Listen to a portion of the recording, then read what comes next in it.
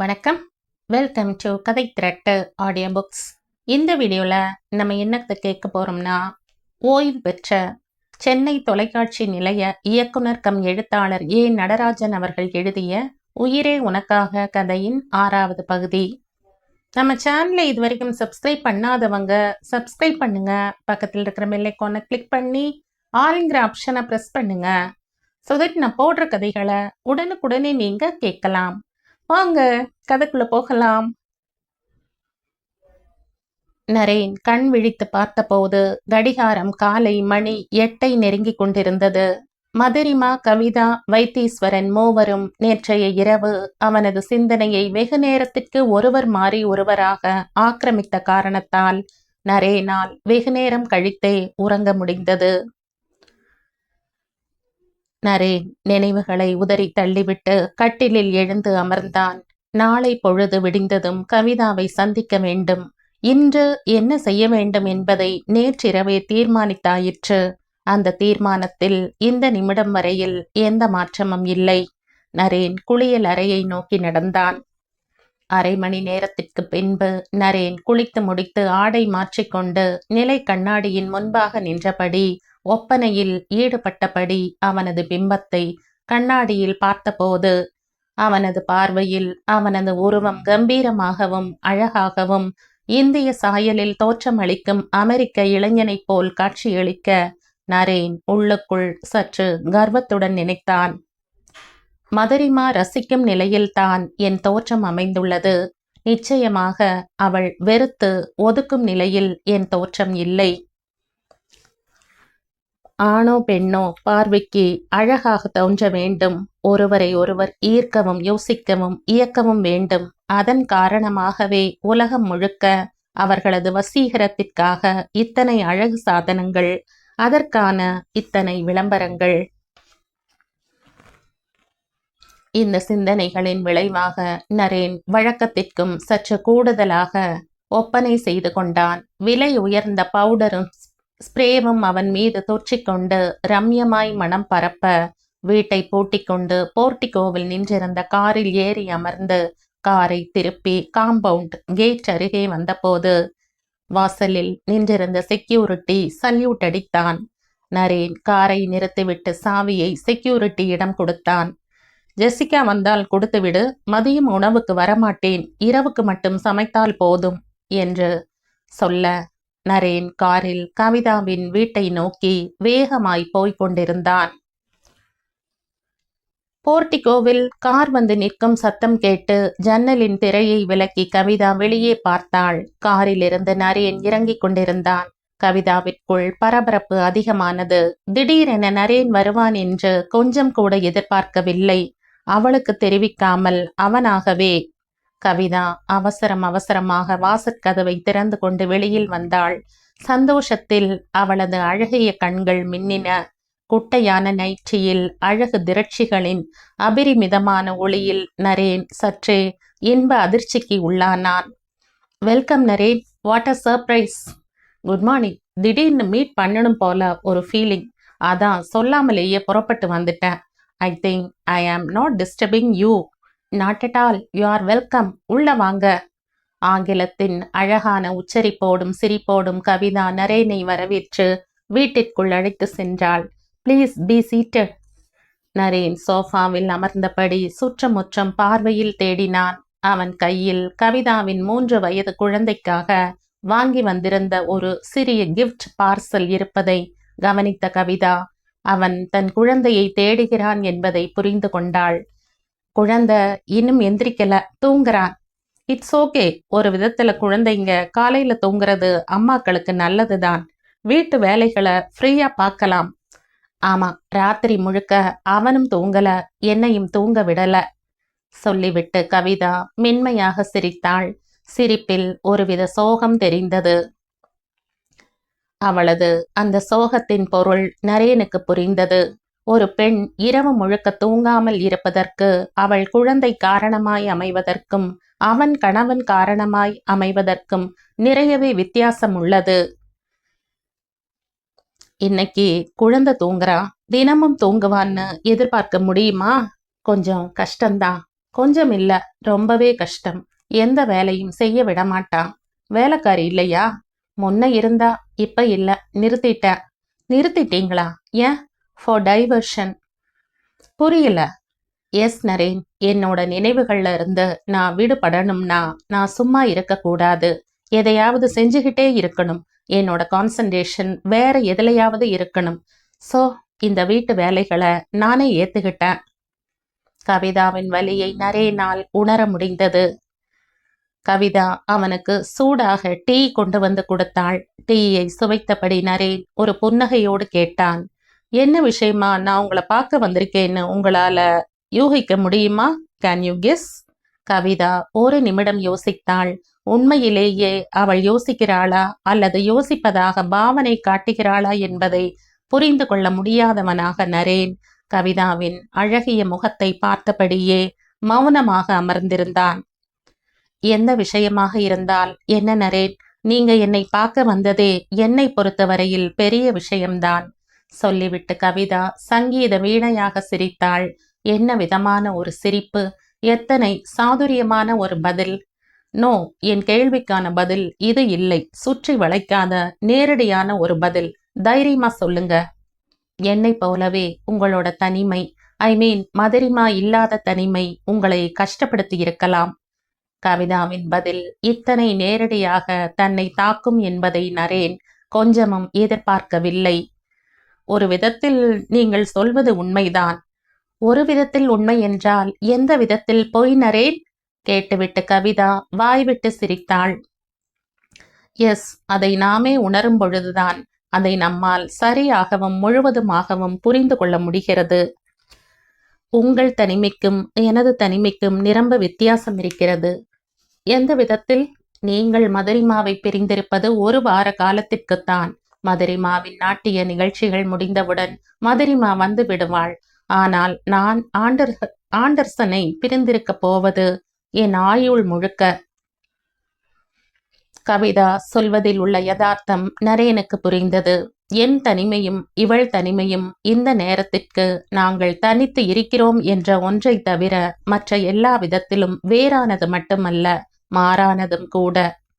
சொல்லப்போனால் என்னுடையது தனிமையே அல்ல, தனிமையைப் போல தோன்றும் ஒரு பிரம்மை.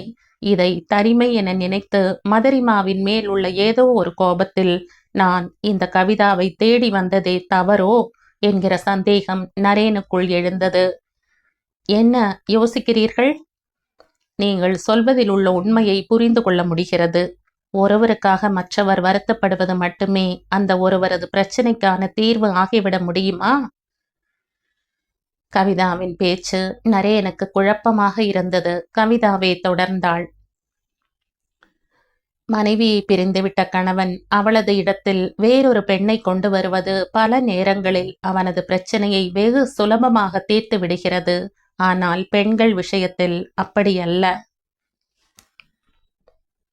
கேட்டுவிட்டு கவிதா சிரித்தாள். ஐம் சாரி, நீங்க வந்த விஷயத்தை விட்டுவிட்டு பேச்சு வேறு எங்கேயோ போய்விட்டது. வீட்டில் தனியே இருப்பதற்கு என்னவோ போல் உள்ளது. உன் நினைவு வந்தது, புறப்பட்டு வந்து விட்டேன். கவிதாவின் பூர்வம் சுருங்கியது. இவன் தனியே வீட்டில் இருக்கும்போது என்னை பற்றிய நினைவு இவனுக்கு ஏன் வந்தது என்று கவிதா யோசித்து பார்ப்பதைப் போல் இருந்தது. நீங்கள் சொல்வதை கேட்க ஒரு விதத்தில் சந்தோஷமாக இருக்கிறது. எந்த விதத்தில் கவிதா? மதுரிமாவை பற்றி நினைக்காமல் என்னை பற்றி நினைத்ததற்கு. கவிதா சொல்லியதில் நரேன் அதிர்ந்து போனான். அவன் வெகு இயல்பாக சொல்லிய ஒன்றுக்கு இப்படி ஒரு அர்த்தமா? என்ன நரேன், நான் எதை சொன்னாலும் உடனே யோசிக்க ஆரம்பித்து விடுகிறீர்கள்? நோ, அதெல்லாம் ஒன்றுமில்லை. நீங்கள் சொல்கிற எல்லாமே யோசிக்கும் விதமாகவே உள்ளது. அதான் பிரச்சனையே. நரேன் சொல்லிவிட்டு சிரித்தான். அவனது சிரிப்பு போலியாக இருப்பதை அவனாலேயே உணர முடிந்தது. ஆனால் கவிதாவின் மனநிலை உறுதியாகவும் வேறு விதமாகவும் இருந்தது. ஜன்னல் வழியே வெளியே தெரியும் ஆகாயத்தை வெறித்தபடி கவிதா சொன்னாள். அதற்காக எல்லாவற்றுக்கும் எப்போதும் யோசித்து கொண்டே இருந்துவிடக்கூடாது. எது எப்படியோ இன்றைய பொழுதாவது நாம் இருவருமே நம் தனிமையில் இருந்து நம்மை விடுவித்துக் கொள்வோம். எனக்கும் உங்களிடம் மனம் விட்டு பேசுவதற்கு நிறைய விஷயங்கள் இருக்கின்றன. மதிய உணவிற்கு என்ன சமைக்கட்டும்? What is your liking? Kavitha அவனை அனுப்புவதாக தோன்றவில்லை. நரேனுக்கு மீண்டும் அவன் படித்த ஷேக்ஸ்பியர் நினைவில் வந்தார். நீ விரும்புகிறாயோ இல்லையோ அது உன் மீது திணிக்கப்படுகிறது. நரேனின் யோசனையை கலைக்கும் விதமாக போர்ட்டிகோவில் அவன் நிறுத்தியிருக்கும் காருக்கு பின்னால் வேறு ஏதோ கார் வந்து நிற்கும் சத்தம் கேட்டது. நரேன் எழுந்து வாசல் அருகே வந்து நின்றான். காரின் கதவை திறந்து கொண்டு கவிதாவின் மாஜி கணவன் டேவிட் ஆண்டர்சன் கையில் சிகரெட்டுடன் நரேனை பார்த்து புன்னகையுடன் நடந்து வந்து கொண்டிருந்தான். நரேனை பார்த்து புன்னகைத்தபடியே வீட்டிற்குள் நுழைந்த கவிதாவின் மாஜி கணவன் டேவிட் ஆண்டர்சன் நரேனுக்கு வெகு அருகில் வந்து நின்று நரேனை ஒரு தினசாக உற்று பார்த்தான். தன் முன்னாள் மனைவியான கவிதாவின் வீட்டிற்குள் இத்தனை காலையில் வந்து அவளோடு அமர்ந்து இத்தனை சகஜமாக டீ அருந்தியபடி பேசிக் கொண்டிருக்கும் இவன் யாராக இருக்கக்கூடும் என அவன் யோசித்தான். கிட்டத்தட்ட அதே மனநிலையில்தான் நரேனும் இருந்தான். இதற்கு முன்பாக டேவிட் ஆண்டர்சனை நரேனும் பார்த்ததில்லை. ஒரு புன்னகையுடன் தன்னை உற்று நோக்கியபடி தன் அருகே நின்று கொண்டிருக்கும் இவன்தான் கவிதாவின் முன்னாள் கணவன் என்பதை அறியாதவனாய் திடீரென வந்து நிற்கும் இவன் யார் என்கிற கேள்வியும், ஒருவேளை இவன்தான் கவிதா சொல்லிய டேவிட் ஆண்டர்சனோ என்கிற சந்தேகமும் நரேனின் மனதுக்குள் ஒரே நேரத்தில் எழுந்தன. நரேனின் சந்தேகத்தையும் குழப்பத்தையும் தீர்க்கும் விதமாக ஆண்டர்சனே தன்னை நரேனிடம் அறிமுகப்படுத்தி கொண்டான். I am David Anderson. தோ இந்த கவிதாவின் எக்ஸ் என்ற வாக்கியத்தை முடிக்காமலேயே இழுத்தபடி நரேனை நோக்கி அவனது கைகளை நீட்டினான். ஐ அண்டர்ஸ்டாண்ட், ஐ ஆம் நரேன். ஆண்டர்சன் முடிக்காமல் விட்டதை புரிந்து கொண்டவனாய் நரேன் அவனது கைகளை பற்றி குலுக்கியபடி very pleased to meeting you என்றதும் ஆண்டர்சன் மெல்ல சிரித்தான். Thank you, I too feel the same. இதுக்கு முன்னாடி நான் உங்களை பார்த்ததில்லை. நீங்க யாருன்னு? ஆண்டர்சனின் கேள்விக்கு என்ன பதிலை சொல்வது என தெரியாமல் மௌனமாக நிற்கும் நரேனுக்கு உதவியாக கவிதா குறுக்கே புகுந்தாள். அவர் என்னை பார்க்க வந்திருப்பவர். அவர் யாராக இருந்தால் உங்களுக்கு என்ன? கவிதாவின் கேள்வி கோபமாக வெளிப்பட்டது. ஆனால் அவளது கோபத்தை கொஞ்சமும் பொருட்படுத்தாதவனாக ஆண்டர்சன் சிரித்தபடியே பதில் சொன்னான். Kavitha, be cool. நீ இத்தனை கோபப்படும்படியாக நான் அவரை எதுவும் கேட்டுவிடவில்லை. சரி, அவர் யார் என்று நீங்கள் எதற்காக தெரிந்து கொள்ள வேண்டும்? தெரிந்து உங்களுக்கு என்ன ஆகப் போகிறது? கவிதாவின் அந்த கேள்வியில் அவளுக்கும் தனக்கும் உள்ள இடைவெளியை ஆண்டர்சனால் உணர முடிந்தது. அவனும் அவளும் கணவன் மனைவியாயிருந்தும் குழந்தை பெற்று கொண்டதும் பழைய கதை. விவாகரத்து என்பதன் பெயரால் அந்த கதை முடிவுக்கு வந்து வெகு நாட்கள் ஆகிவிட்டன. இப்போது எது பற்றியும் அவளிடம் கேள்வி கேட்கும் உரிமை அவனுக்கு இல்லை.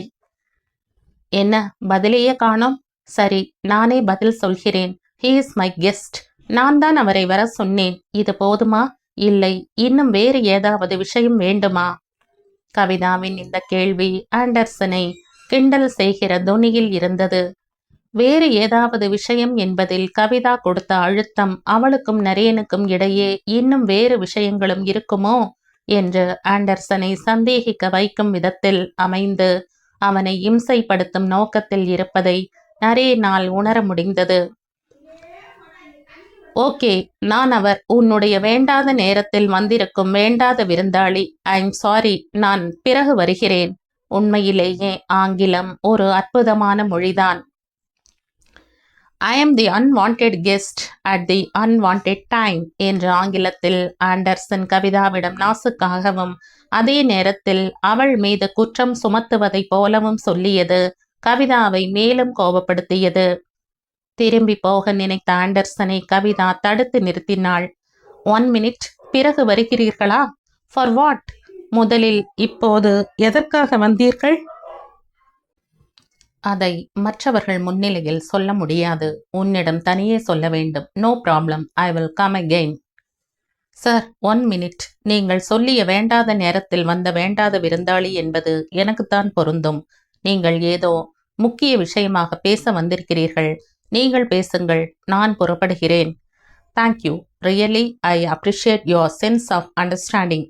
நரேன் ஆண்டர்சனின் கைகளை பற்றி குலுக்கிவிட்டு have a nice time and a good day என்று சொல்லிவிட்டு புறப்பட கவிதா நரேனை தடுத்து நிறுத்தினாள். நரேன், 1 மினிட். புறப்பட வேண்டியது நீங்கள் அல்ல, இவர்தான். இல்லை கவிதா, அது சரியல்ல. நான் தான் புறப்பட வேண்டும். நோ, இப்போதைக்கு இங்கே யார் இருக்க வேண்டும், யார் போக வேண்டும் என்பதை தீர்மானிப்பவள் நான் தான். நீங்கள் இருங்கள். லுக் மிஸ்டர் ஆண்டர்சன், எனக்கும் உங்களுக்கும் நடுவே நாம் பார்க்கவோ பேசவோ எதுவும் இல்லை. நீங்கள் புறப்படலாம். படுக்கை அறையில் குழந்தை அழும் சத்தம் கேட்டது.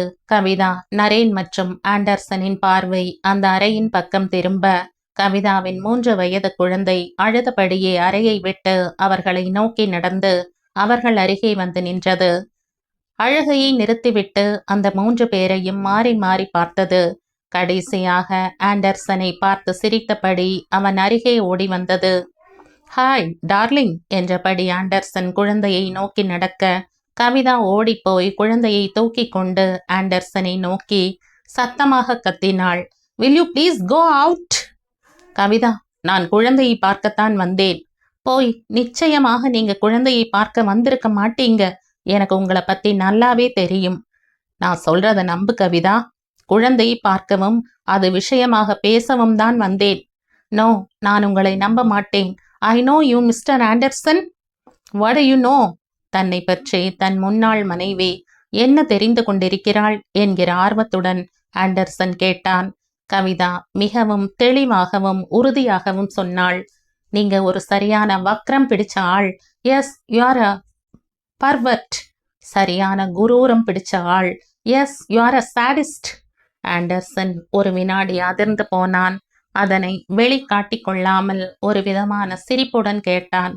பர்வர்ட், சாடிஸ்ட், அவ்வளவுதானா? இன்னும் வேறு ஏதாவது இருக்கா? இருக்கு. நீங்க ஒரு மனுஷனே அல்ல. நீங்க எதுக்காக வந்திருப்பீங்கன்னு நான் இப்ப சொல்லட்டுமா? சொல்லு. சந்தேகம், என் மேல சந்தேகம். விவாகரத்துக்கு அப்புறம் இவ தனியா இருக்காளா, இல்ல வேற யாராச்சும்? நோ, நான் என் வாயால சொல்ல விரும்பல. Out, please go out. Kavitha சொல்லியதை கேட்டு நரேனுக்குள் லேசாக அதிர்வுகள் தோன்றின. இந்த நேரத்தில் இவன் கவிதாவை பார்க்க வந்திருந்தால் நான் இந்த நேரத்தில் இவளுடன் இருப்பதை இவன் தவறாக எண்ணி விடுவானோ? நரேன் அவனுக்குள் எதையோ யோசிப்பதை ஆண்டர்சன் கவனித்தான்.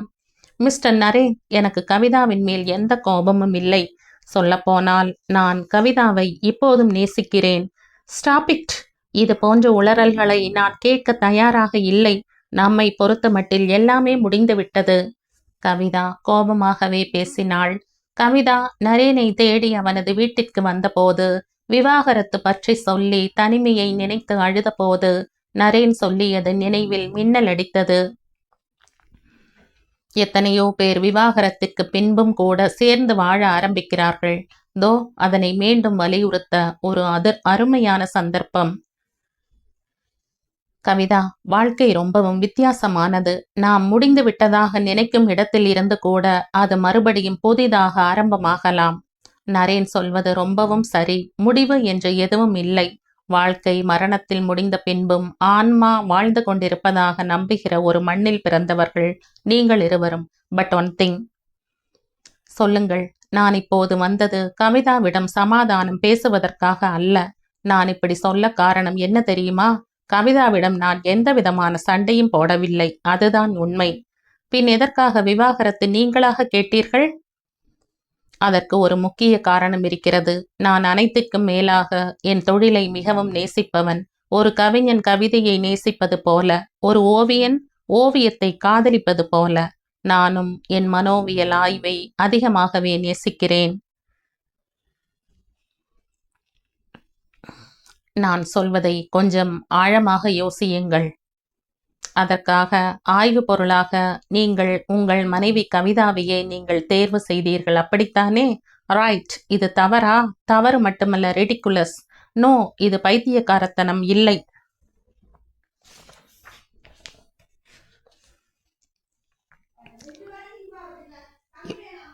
உங்கள் உதாரணம் தவறானது. அப்படி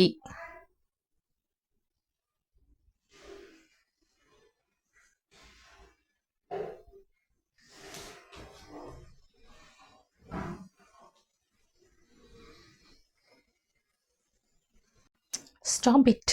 இதற்கு மேல் நீங்கள் ஒரு வார்த்தை பேசவும் நான் அனுமதிக்க மாட்டேன். அவுட். நீங்க போகலாம். கவிதா கோபத்தில் கத்தினாள். ஆனால் ஆண்டர்சன் உடனே போய்விடவில்லை. கவிதா அவளது 3 வயது குழந்தையை மார்பில் இறுக அணைத்தபடி ஹாலில் இறுக்கமாக அமர்ந்திருந்தாள். ஆண்டர்சன் காரில் ஏறி புறப்பட்டு போனான். ஆண்டர்சனின் பேச்சுக்களால் வருத்தப்பட்டிருந்த கவிதாவை சமாதானப்படுத்திவிட்டு பிறகு வந்து சந்திப்பதாக நரேன் காரில் புறப்பட்டு சென்றான். கவிதாவின் விழி ஓரங்களில் கண்ணீர் துளிகள் திரண்டு அவளது அழகிய கன்னங்களின் மீது கோடுகள் வரைய கவிதா யோசித்து பார்த்தாள். எதற்காக இப்படி ஒருவனை நான் கணவனாக தேர்வு செய்தேன்? வாழ்க்கை என்னை ஏமாற்றி விட்டதா? இந்த நரேன் மாதிரி ஒருவன் கணவனாக வாய்த்திருந்தால் வாழ்க்கை எத்தனை சந்தோஷமாக அமைந்திருக்கும். நரேனை பற்றி கவிதா மிகவும் உயர்வாக நினைத்து பார்த்து கொண்டிருந்த அதே நேரத்தில் ஆஸ்திரேலியாவின் சிட்னியில் நரேனை பற்றி வேறு விதமான நினைவுகளோடு அமர்ந்திருந்தாள் மதுரிமா. இந்த நேரத்திற்கு நரேன் என்ன செய்து கொண்டிருப்பான்? போன் போட்டு கேட்கலாம். ஆனால் அவன் தன்னிடம் சொல்வது எந்த அளவிற்கு உண்மையாக இருக்கும்? மதுரிமாவின் நினைவில் வைத்தீஸ்வரன் சொல்லியது மீண்டும் மீண்டும் ஒலிக்க ஆரம்பித்தது. என்ன இருந்தாலும் நீ நரேனை அமெரிக்காவில் தனியே விட்டுவிட்டு ஆஸ்திரேலியாவிற்கு தனியே வந்தது தவறு. நான் தனியே வந்திருப்பது தவறா? நரேன் தனியே இருப்பது தவறா? மதுரிமா புரிந்து கொள்ள முடியாமல் தவித்தாள். பிறகுதான் அந்த முடிவை எடுத்தாள். மதுரிமா யோசிக்க யோசிக்க அவளுக்குள் குழப்பம் அதிகரித்ததே தவிர தெளிவு பிறப்பதாக காணோம். மீண்டும் மீண்டும் வைத்தீஸ்வரன் சொல்லிய அதே வார்த்தைகள். என்ன இருந்தாலும் நரேனை அமெரிக்காவில் தனியே விட்டுவிட்டு நீ மட்டும் ஆஸ்திரேலியாவிற்கு தனியே வந்தது தவறு. நான் தனியே வந்ததில் எவ்வித தவறும் இல்லை. அப்படியென்றால் அவனை தனியே விட்டுவிட்டு வந்ததுதான் தவறா? மதுரிமாவின் மனசாட்சி அவளை எச்சரித்தது. ஏசி அறைக்குள் அமர்ந்திருந்த போதிலும் லேசாக வியர்ப்பதை உணர்ந்தாள். அதற்கு மேலும் யோசிக்க விருப்பமற்றவளாய் மதுரிமா நரேனை அவனது செல்போனில் தொடர்பு கொள்ள மறுமுனையில் நரேன் பேசினான். Hi Madhu darling, how are you? I am fine. நீங்க எப்படி இருக்கீங்க? Are you okay? Double okay. என்னை பத்தி கவலைப்பட்டுக்கிட்டு இருக்காத, நான் நல்லாவே இருக்கேன். மது, உனக்கு 100 வயசு. ஏன் என்னை பத்தி நினைச்சுக்கிட்டு இருந்தீங்களா? அதுவரையில் இருந்த மனநிலை முற்றிலும் மாறி போக மதுரிமா கொஞ்சலோடு கேட்டாள். என்ன கேள்வி இது? உன்னை பத்தி நினைக்காம வேற யார பத்தி நான் நினைக்க போறேன்? Madhu, you are ruling my thoughts. நிஜமாவா? என்னை பத்தி என்ன நினைச்சீங்க? சொல்லட்டுமா? கோபப்பட மாட்டீங்க? இது என்ன கண்டிஷன்? கோபம் வர மாதிரி சொல்லாதீங்க. அப்ப நீ தான் எனக்கு கண்டிஷன் போடுற. அப்ப நான் சொல்லல. ஏன் தெரியுமா? சொன்னா உனக்கு நிச்சயம் கோபம் வரும். சொல்லிவிட்டு நரேன் சத்தமாக வாய்விட்டு சிரித்தான். எனக்கு கோபம் வந்தா உங்களுக்கு சிரிப்பு வருமா? ஆமா, உன்னை பத்தி நான் நினைச்ச விஷயம் அந்த மாதிரி. அந்த மாதிரினா எந்த மாதிரி? நரேன் பேசுகின்ற விதத்திலேயே அவன் அவளை பற்றி எதையோ வித்தியாசமாக யோசித்து பார்த்திருக்கிறான் என்பதை மதுரிமாவால் உணர முடிந்தது.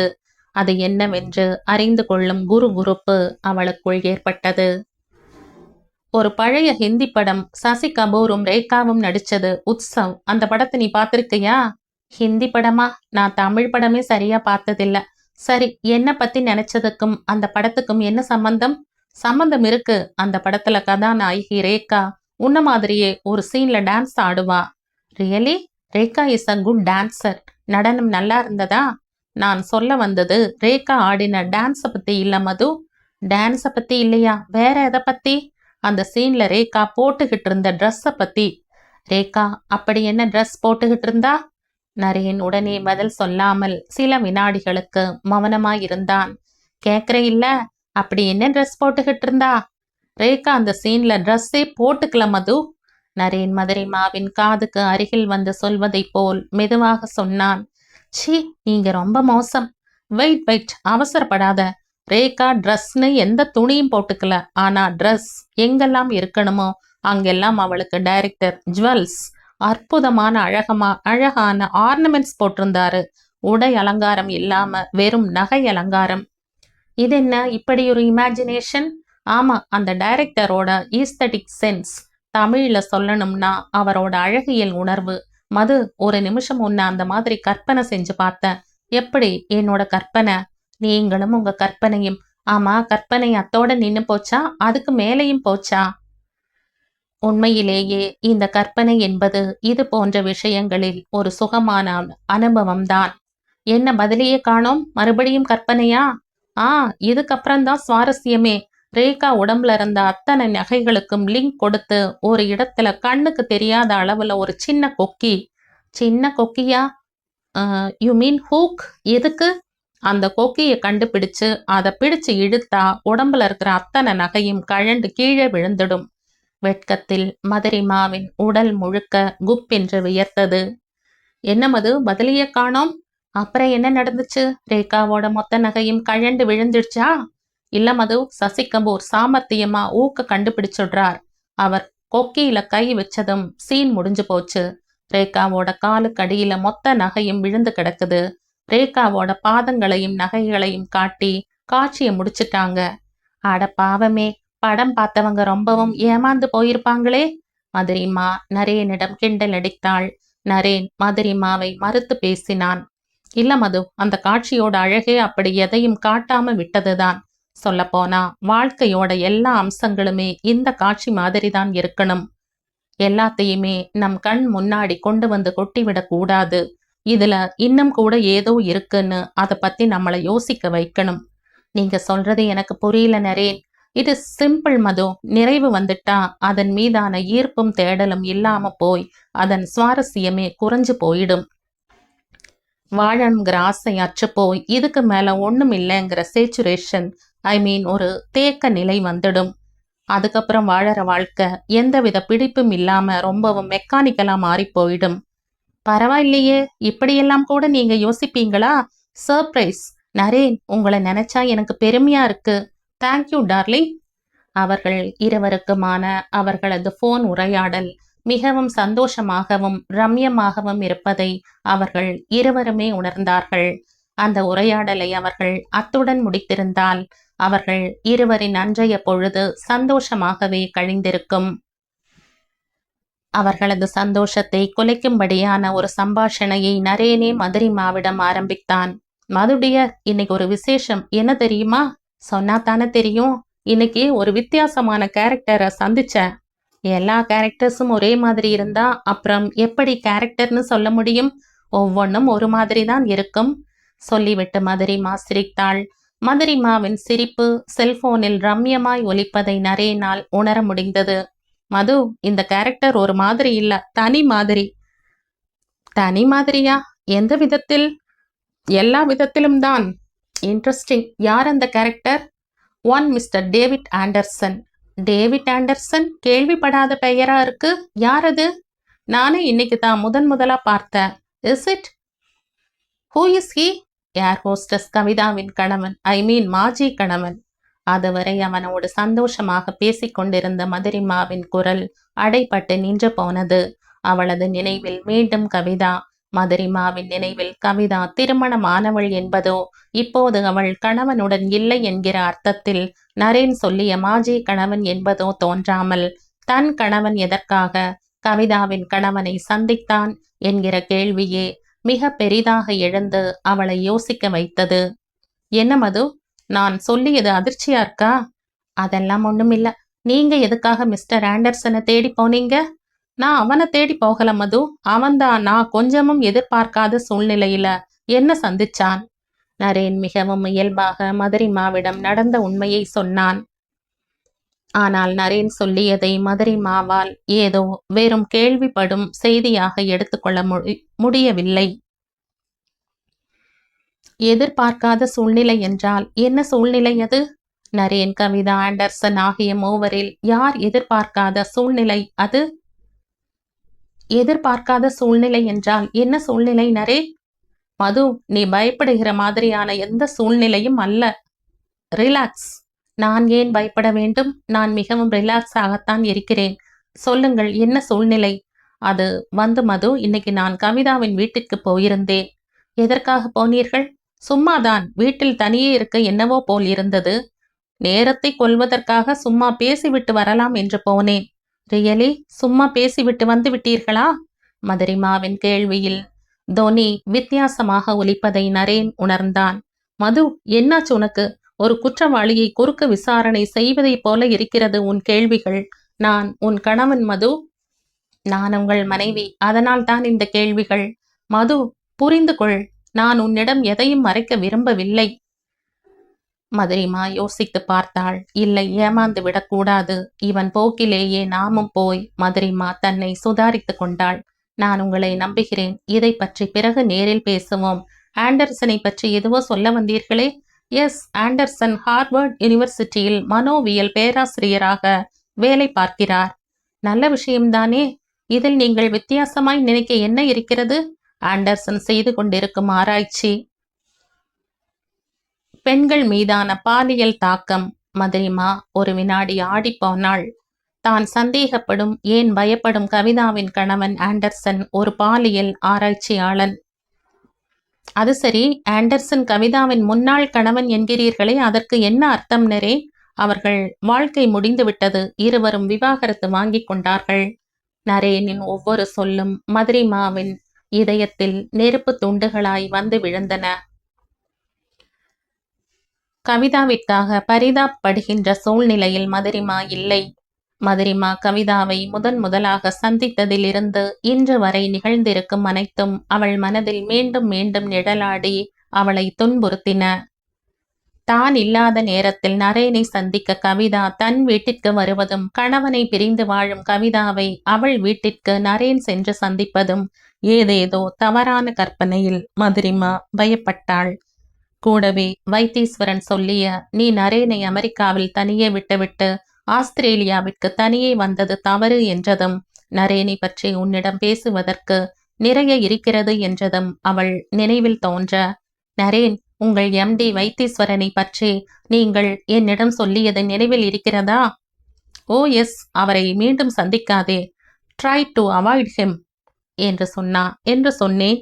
இப்போது நான் ஒன்று சொல்லட்டுமா? தயவு செய்து கவிதாவை மீண்டும் சந்திக்காதீர்கள். Try to avoid her. அதற்கும் மேலே பேச முடியாதவளாய் மதுரிமா குலுங்கி அழும் ஓசை நரேனுக்கு போனில் கேட்க, ஹேய் மது, வாட் ஹேப்பன்ட்? ஏன் அழுவுற? மது, எதையோ நினைச்சு உன்னை குழப்பிக்காத ப்ளீஸ். என் பயமும் அதுதான் நரேன். நான் குழம்பல, ஆனா மத்தவங்க உங்களை குழப்பிடுவாங்களோன்னு பயமா இருக்கு. மதுரிமா அத்துடன் போனை துண்டிக்க, மகள் அழுவதை பார்த்த அதிர்ச்சியில் மதுரிமாவின் அம்மா கையில் காஃபியுடன் வேகமாக வந்து கொண்டிருந்தாள். என்ன ஆச்சு மது? ஏன் அழுவுற? யாரு போன்ல? அம்மா, உடனடியா நாம அமெரிக்கா புறப்படுறோம். இன்னும் 2 ப்ரோக்ராம் இருக்கே மது. No more program. 2ஐயும் கேன்சல் பண்ண போற. மகளை புரிந்து கொள்ள முடியாமல் மதுரிமாவின் தாய் நின்று கொண்டிருந்தாள்.